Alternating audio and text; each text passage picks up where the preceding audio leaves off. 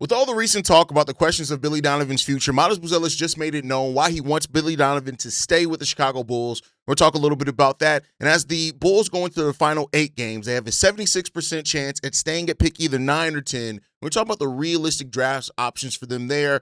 And, of course, a little bit of the top 4. We're going to talk about all that plus what's going on with Jaden Ivey and dive a little bit into the mailbag right after this.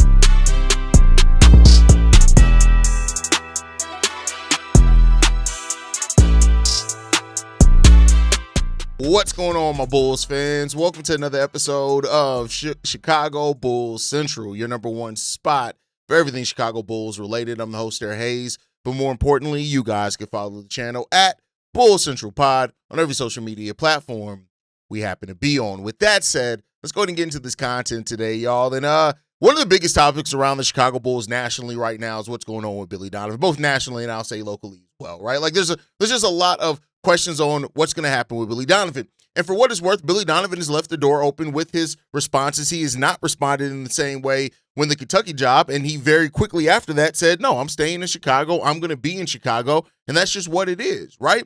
And so, this conversation that happens between Billy Donovan and the Bulls front office this offseason, I do think it's going to go a long way in determining what Billy Donovan's decision is. I'm not saying he's going to make it immediately after that. We could see it. That he could sit down with the Bulls, and we could see something announced the next day, right?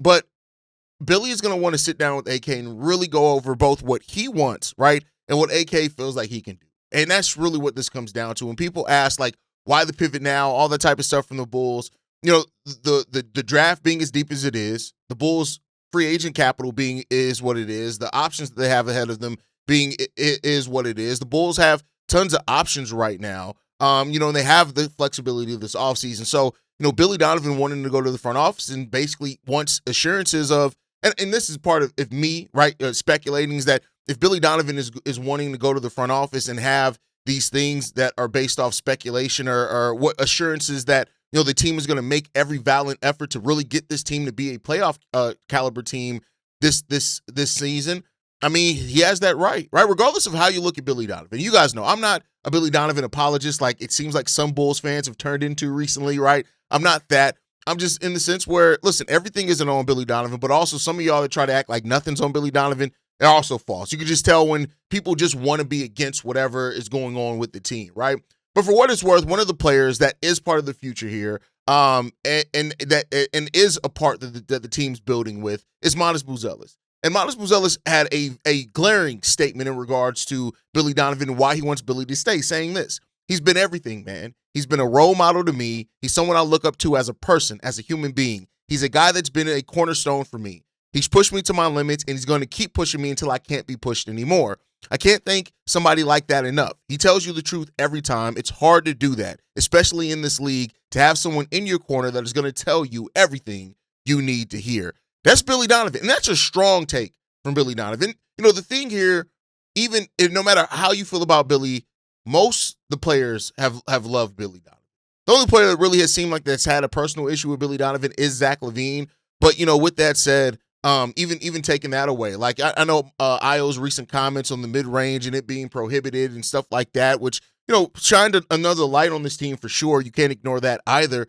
But it seems like people generally respect Billy Donovan, right? And that's why if and when Billy Donovan does leave the Chicago Bulls, he's going to get another opportunity, whether it's in college or whether it's in the NBA, because people they don't look at what happens with the Bulls and like, hey, this is just on Billy Donovan. They just don't, right? And so when you have a player that people do like, now the question that it comes down to is that does Modest's comments sway anything? And if the Bulls were the ones that were thinking about firing Billy Donovan, maybe it would. But I think we have to keep in mind, like if Billy Donovan does leave, it's Billy Donovan choosing to walk away. It's not necessarily Arturas Karnisovas looking at Billy Donovan and saying, listen, we're trying to get Billy up out of here, right? That's not what we've heard, right? So when you look at it, this season, 27 players have played minutes for the Chicago Bulls this season. 27 players, right? That's crazy when you look at it, right? And the question becomes about, with the Bulls going into another roster reset, right? That's what this is. It's another roster reset. I said on a prior episode, this is that we're going into Billy Donovan's fifth version of the roster. Since he's been here, it was the version he inherited from Garpax. The version with DeMar, Zach, Caruso, and Lonzo. The version after we traded DeMar, Caruso, and Zach, right? And then the version that we're on now. And then there's going to be another version of the team after this season because of all the free agents that we have. There's no doubt that there's going to be some significant changes with the roster this offseason. We have no center right now, right? Like, so those type of things. And so the question becomes about what this next phase looks like for the Bulls. Now, Billy Donovan has been in a situation before where he left the team. Reportedly, the direction of the team, he's come back and fought against the fact that he just didn't want to be part of a rebuild. It was some other things going on there. But regardless of that, the optics of it are, right, is that he left a team that, had he just waited a couple of years, would have been a team that was perennially a threat in the Western Conference, right? So has Billy learned anything from that? Is it that, hey, let's see. Now, again, you don't have the front office that you had in OKC, right? You can trust somewhat the OKC front office. You can't trust this Bulls front office to do jack shit. So there's that part of it as well, right? I think that's the part that we really have to look at with all of this is that, we don't trust Arturas Karnisovas. So for if Billy Donovan is really weighing these options this offseason, you're going to need a front office that's then going to sell Billy Donovan on what they're going to do, and Bulls fans don't even trust it, right? So, the growth that Matas Buzelis has had under Billy Donovan is one of the spots that you look at and it's like, we didn't always agree with it, right? And that's why you got to always try to take patience to see the full picture of something. Because a lot of us were asking, why wasn't Matas playing more his rookie year, right? And then you hear from things like Matas like, no, that pushed me, right? That's something that I did need. And you have to take the player's word with that as well, not just how we feel about it. Of course, Bulls fans are wondering, like, hey, why the hell isn't the rookie we just drafted, number 11, why the hell ain't he playing, right? But, Billy had a plan. And for what it's worth, we've seen Matas grow. Now, do I think everything's been handled correctly about Matas? No. The eliminating the mid-range thing for a player that actually had a mid-range game, you're never going to get me to say that that's the right coaching method. But that doesn't mean that everything else has been terrible for Matas either, right? So this whole Billy, just wrap this segment up, right? Whatever happens with Billy Donovan is what happens with Billy Donovan.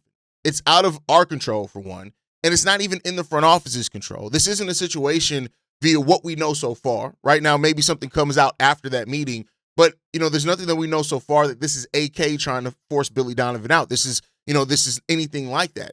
This is Billy Donovan dealing with family stuff because the losses that his family's had, which reportedly is where this all started at, is trying to maybe sit down and kind of reassess what you want to do with the career, right?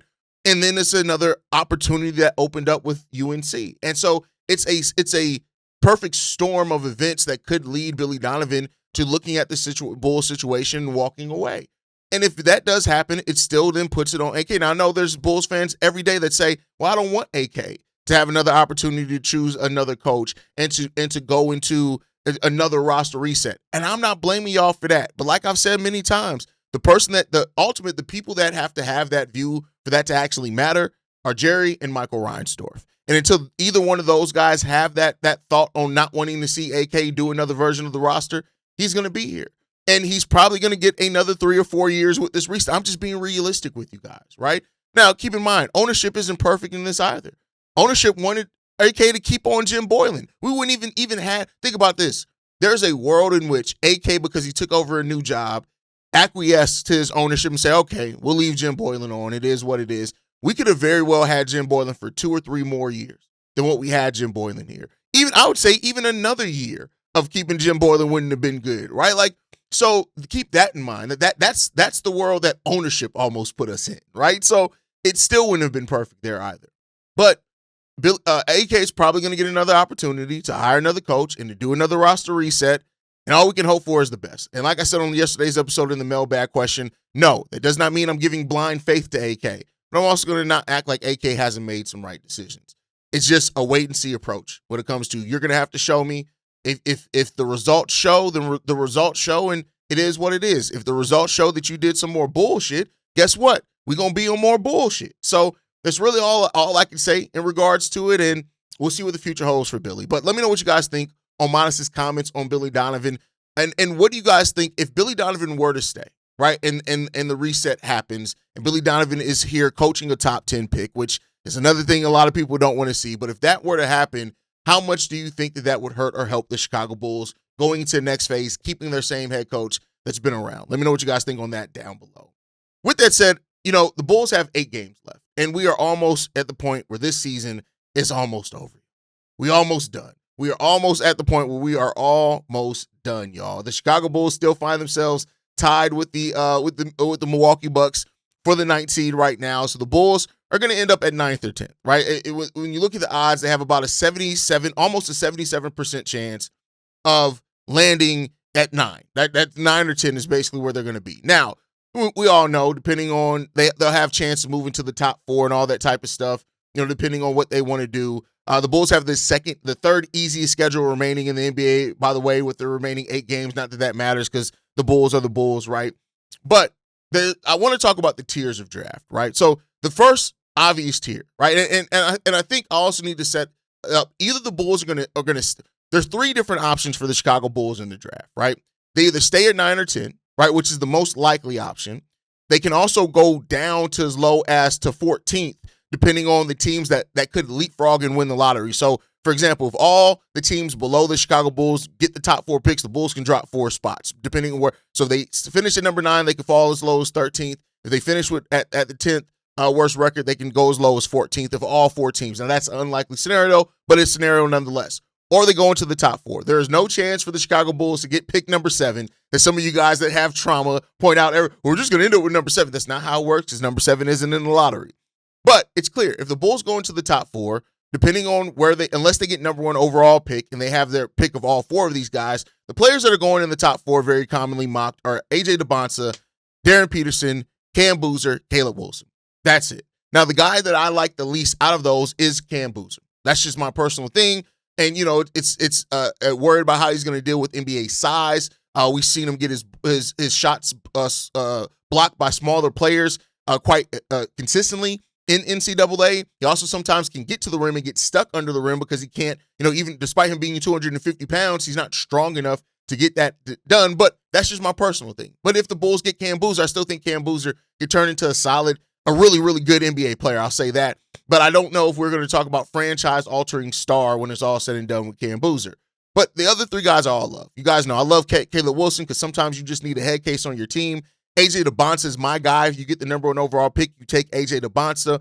So that's it. Those are going to be the first 4 guys. So if the Bulls do get lottery luck and move into the top 4, one of those 4 guys is going to be selected by the Bulls. The only way they have complete control over that is if they end up with a number 1 overall pick. Then you have the next few locks of players that are going to go between 4 and before 9, right? And that is Kingston Flemings and Darius Acuff. Those are 2 players that are going to be gone before either the 9th or 10th pick. It seems like by most mocks, right? Kingston Flemings, Darius Acuff, it seems like what they've done for themselves in the NCAA tournament and over the course of the season, those guys are going to go between the 5 and 7 range. That's what it seems like. There's going to be a little bit of flexibility based off once we know what the draft order is after the draft lottery. That can change a little bit. So Kingston Flemings, Darius Acuff, those guys are probably not going to be in the range of the Bulls unless they reach or trade up, right? That's the kind of thing. Because even if they end up in the top 4, you're not taking Kingston Flemings or Darius Acuff more likely in the top 4 unless the Bulls do like me. Let's say they get pick number 4 and Cam Boozer's there and they don't believe in Cam Boozer, which I don't think would happen. But then you're going Kingston Flemings or Darius Acuff, right? But other than that, those 2 guys are probably not going to be on the board where the Chicago Bulls pick. So then you get into the space, the area that the Chicago Bulls are in. And these are the players that are most commonly mocked to go around where the Chicago Bulls are. Nate Ament, Mikael Brown, Braden Burries, Keaton Wagler, Koa Peak. These are the players that are slated to be around where the Bulls pick. Now, some of those guys are going to go before. Some of those guys are going to go after, right? And so I want to be clear in what we're saying here. And again, the Bulls could trade up. They can do some different things if they decide to do that. But hey, you'll see what happens here. But when you look at these guys, right, let's start off with Nate Ament, right? Like, this is a guy that I've talked about before. If you were to draft Nate Ament, you're locking in your forward rotation for years, right? He brings a lot of the defensive potential that Miles Buzelis has. I can't even say that he doesn't have defensive potential anymore, but he's a more defensive-minded, more natural two-way guy is Nate Ament. 16.7 points per game, 6.3 rebounds, 2.3 assists on basically 40% shooting from the field, 33% shooting from three. He also averages a steal per game. This is a guy that, your offense-defense balance with Darius Acuff and Miles Buzelis as your forwards can be really good. Both guys that can get out and run with Josh Giddey. Both can be, threats and very athletic players. And that's really where the league's going to, right? Is you want to see those highly athletic wings and those type of players. That's what you want. Nate Emmett is that, right? And he's a guy that the Bulls definitely could go after in this draft. And it could end up being, especially if the Bulls stay at 9 or 10, to where they're just picking the best who's on the board, right? And like I said, the Bulls have, even if they do want to use some other picks to kind of try to trade up, they can try to do that. It may be a little bit more difficult in some cases to do, but that is something that they can try to do, right? So I'm not mad at Nate Emmett. I wouldn't hate him as a player to come here for the Chicago Bulls, but we'll see. The next player is Mikael Brown out of the Louisville, right? 18 points per game, 6'5", 190 pounds. A 41% shooter from the field, 34%, almost 35% shooter from three, taking 7 of those per game. A guy that averages almost a steal and a half per game as well, 4.7 assists. And I'm not mad. Like, he's not one of my favorite guys in this draft. It would be a guard. The question is he a guard that fits really nicely next to Josh Giddey? That's what you'd be asking yourself there for Mikael Brown. And I don't hate Mikael Brown at all, right? Again, he's not one of my favorite prospects. I'd rather go with Braden Burries, Keaton Wagler, Nate Emmett. Those guys all have above Mikael Brown to me. But, again, not a player that I hate. Then you have Braden Burries, right? Now, this is a guy that I have really come to really love in this draft. A guy that I think that I know that there's some size questions there. But like I said, we've seen the Bulls' best basketball come with Trey Jones and Josh Giddey as your starting backcourt. I'm not mad at Braden Burries because he has more defensive ability. He's a more natural, fluid shooter. The last loss we just saw where Trey Jones basically passed up taking a shot, Braden Burries is going to take that shot. And he's probably going to make that shot with how efficient he is from the offensive side of the ball as well. So, again, a guy that I absolutely love the potential of coming to the Chicago Bulls. If he falls and it's just, he's fair, he's there at number 10, I think you can do a lot worse than having freaking Braden Burries fall to you at number 9. Like, if Braden Burries is what's falling to you at number 9, I think you've done a pretty damn good job personally. That's just my personal opinion. And you just maybe have gotten some luck in regards to that one. The defensive potential of Braden Burries really is what I love so much because he's a dog on offense. He's efficient on a 62% true shooting percentage and almost 59% effective field goal shooting percentage and a free throw rate of 40. So I love that. I think that this guy can be a true 3-level scorer at the next level, and I would love having that next to Josh Giddey, so I'm not mad at that at all. And then you guys already know, Keaton Wagler is the next guy up, and I love Keaton Wagler. I know I'm an Illinois guy. I got to get back to doing Fighting Illini Central because Keaton Wagler, the fact that I missed covering his freshman year with having an Illinois podcast that I just honestly did not manage my time right to be able to do that podcast as consistently as what would have been needed. I love Keaton Wagler potential here for the Chicago Bulls. I get it. There's some off-ball stuff that is a question with him, but I think if you look at this guy and you could see star-level player coming from Keaton Wagler. Now, he's not in like the top 4 guys where you look at those guys, you're like, yeah, those guys have about an 80-90% chance to become a star. Keaton Wagler's going to have to work his ass off. But from what I've seen from him, the work ethic, those type of things, he's going to work his ass off. I think he's going to maximize on all the potential he has here. He also has some of that mental edge that we need here for the Chicago Bulls team. I love Keaton Wagler. If the Bulls can walk away with Keaton Wagler in this draft, all things are good for me. And then the guy that a lot of you guys have brought up that I'm not necessarily as high on as some of you guys, and that's Koa Pete. Now, I'm not necessarily low on him either. I want to be clear. It's not one of those situations where I'm like, damn, you guys are high on this guy. He's going to suck, right? It's not that. I'm just not as high on him as some of the other players in this draft.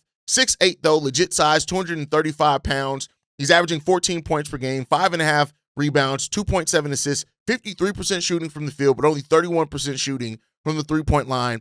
A guy that doesn't average a block or a steal per game, but averages about a half of each one of those in a game as well. He doesn't turn the ball over, which is a really good thing for him as well. Cole Pete's just a guy that I look at personally, and I'm just like, this. It feels like what AK's picked before. That's one thing, and it feels like I wouldn't be surprised if Cole Pete just ends up being just a player, if that makes sense. Like, not necessarily a guy that you look at and you're like, he's terrible. But I wouldn't be surprised if he also ends up being somebody that you look at and you're just like, he's solid. He's cool, right? He's cool. There's a number of guys. Like I get it with even the Axel Lindenberg, I would have a little bit above him. LeBaron Fillion is another player I'd have above him, but he's a guy that's also mocked around that. Like I said, it's just, to me, he doesn't rebound enough. He doesn't play really good defense. I don't know, man. Like, it's just Cole Pete isn't the guy that really does it for me personally, but it's a guy that a lot of you guys have brought up. He just doesn't do much for me. But, that's kind of where you're looking at. So it comes down to the Bulls either getting lottery luck or not, and we'll see where that ends up falling. But let me know what you guys think on that down below. Of the guys that are in the Bulls where it seems like they're going to be in the range that the Bulls are in, which one of those guys do you like the most? All right, with that said, I do want to talk a little bit about the Jaden Ivey thing. Now, I try to steer away from when players are doing things that have absolutely nothing to do with basketball. And it has nothing. What Jaden Ivey's been doing on the social media, and using religion and all that type of stuff, it has nothing to do with basketball. So I typically try to steer away from that. I'm not really going to dive into what he's saying. You guys can go and do your own Googles on that if you want to see it. It has been some concerning things. But the question I want to throw here with Jaden Ivey is that, are we seeing a player have a complete mental breakdown? Or is this a player that is, I always use the analogy saying, well, every player eventually has to face the mortality of their basketball lives. They have to realize that this is a finite thing that is going to run out eventually. Is that what Jaden Ivey's going through? And are we seeing the results of this? Or is this a full mental breakdown? I don't know. But I tell you what, it's concerning seeing what Jaden Ivey's doing out there right now and what he's posting, how consistently it's been, even the look on his face and stuff like that. Like, it's concerning. And is this enough? And maybe this is by design. Maybe he's doing this to, like, I don't want the Bulls to extend me a qualifying offer. Let me be weird as fuck from now into free agency and maybe try to turn them away. I don't know, right? I have no idea, because this is like a rapper trying to get off their record label. Shout out to Reason with TDE. Like, during the Kendrick and Drake beef, when he came out later, he was like, yeah, I was intentionally tweeting out anti-Kendrick stuff, not that I didn't feel it, because I wanted to get off the label. Is that what Jaden Ivey's doing here? Is he trying to get off the label? Listen, my boy, you ain't got to do much to do that, right? So I don't know.